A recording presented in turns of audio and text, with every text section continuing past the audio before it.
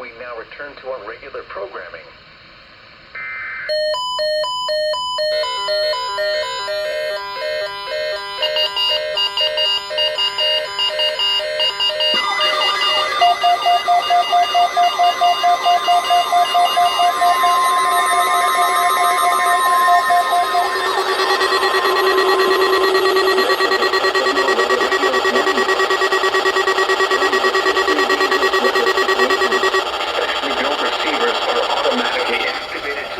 Impending hazards.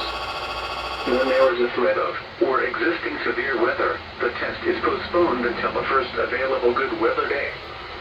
Reception of this broadcast and the warning alarm will vary at any given location. This variability, normally more noticeable at greater distances from the transmitter, may occur even though you are using a good quality receiver in perfect working order.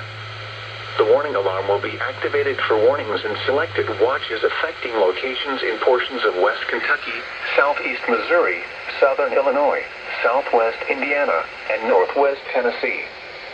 This concludes this test of NOAA Weather Radio's warning device.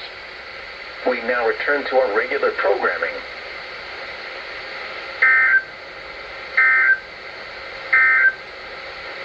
Now for the official